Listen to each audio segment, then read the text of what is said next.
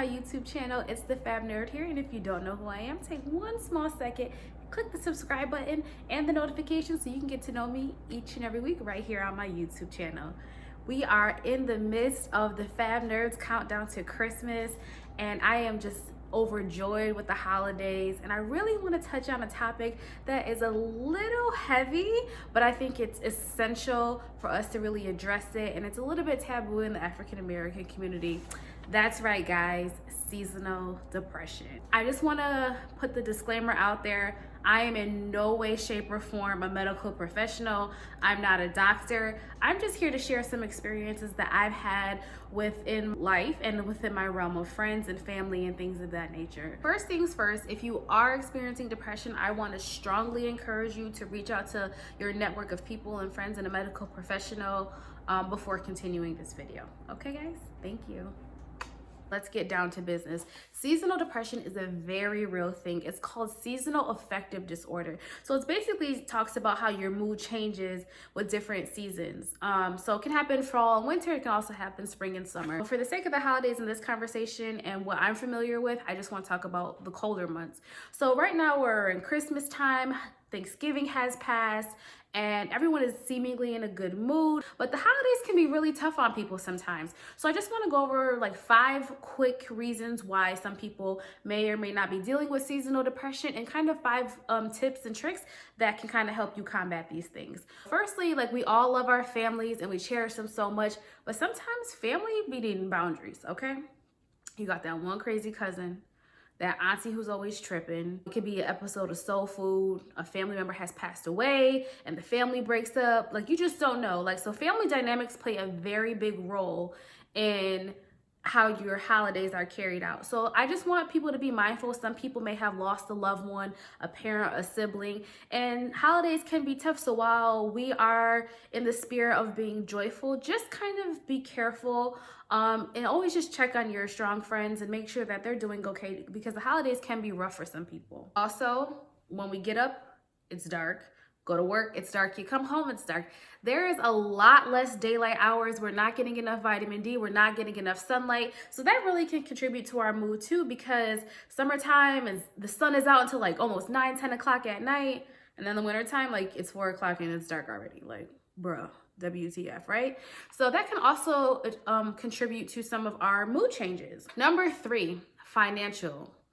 Some people just always want to be so giving and give their kids or relatives or someone the Christmas that they never had, and it can be a hard strain. Also, electric and gas bills can be going sky high because it's so cold outside. So people's finances may be in a little bit of a bind, and they're feeling pretty down about that. That could also change your mood and make you a little bit more slumped in the holidays because you can't give as much as you really have wanted to or could in the past or would like to.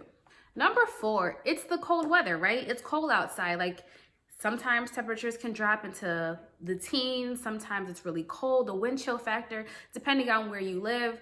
There's the northeastern snowstorms. There's the wind chills of the Midwest. Like, it can just be a range of things, and people just don't want to be outside. Like, when it gets too cold, I'm like, bruh, I ain't going nowhere, all right? If I don't have to be there, I'm not going there. But I think there is a benefit of having friends that you can maybe spend some time with. So although there is positivity with recharging yourself and self-care and being able to get adequate rest, you definitely don't want to spend too much time alone. It's really easy to just grab some groceries, head over to a friend's house, cook dinner together. And it's not like you're doing anything like astronomical or energy intensive, but you are making sure that you're not spending so much time alone. Number 5, I hate to say this one. I hate it. Oversleeping. That's right, guys. You can be oversleeping, which can cause and contribute to seasonal depression, or technical term, seasonal affective disorder.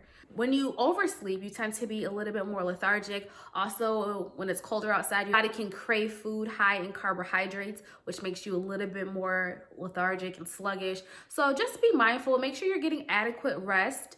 But yeah, not too much though. I'm sorry, guys. You know, I love a good nap, but whew, child, don't oversleep yourself into a slippery slope into depression, okay?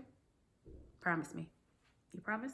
All right, so now that we have outlined 5 factors that can contribute to seasonal depression, loss of daylight hours, family, financials, the cold weather, and oversleeping. So I want to be able to give you guys some tips to help you combat seasonal depression this winter, okay?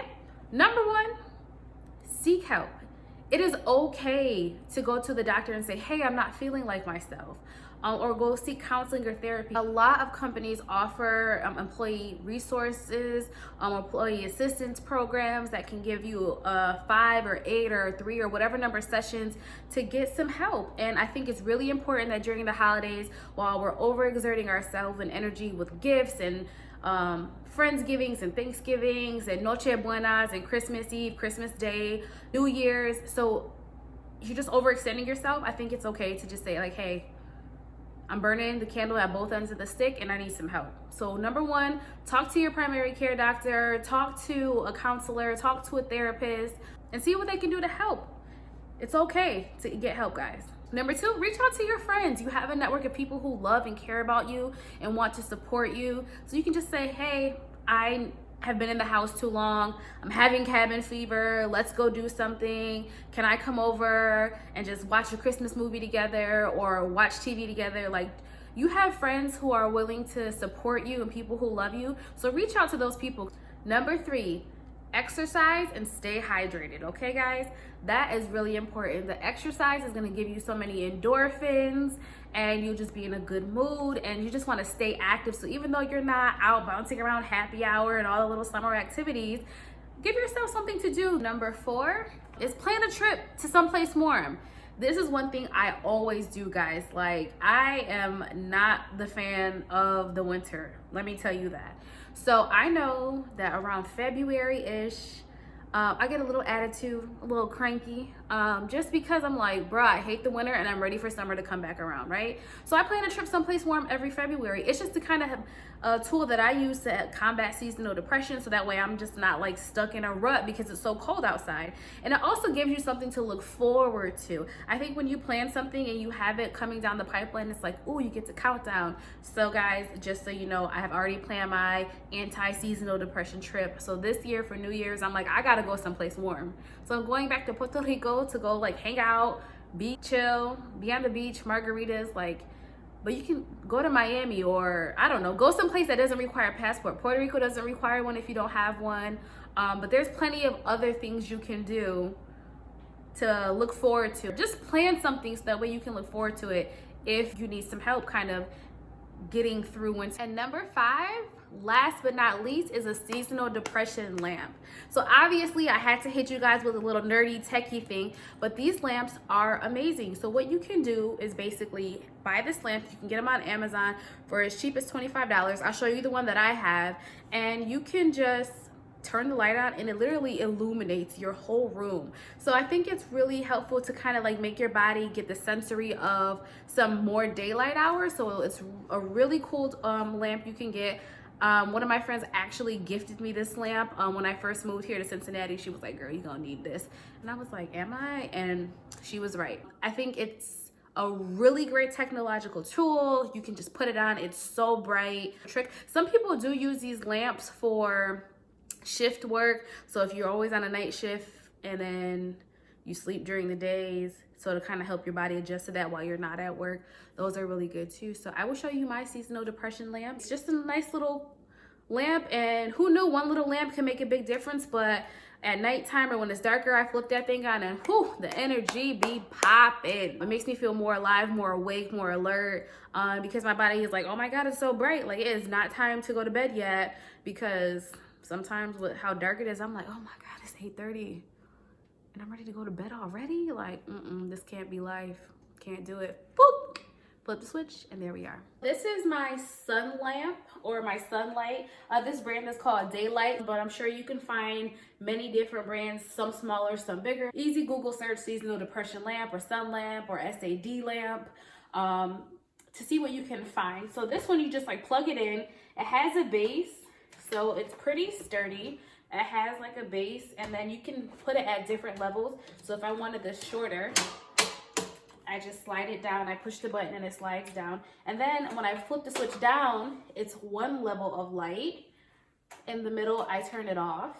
And at the top, boom, very, very bright, as you can see. But I'm pretty sure there's a plethora of different options out there that will fit your needs, but this is just mine. So I wanted to give you an option and wish you the best of luck. Even though this was a little bit of a heavier topic, I do hope that you gained some insight in how you can help get through the holidays. All right, guys, until next time, bye.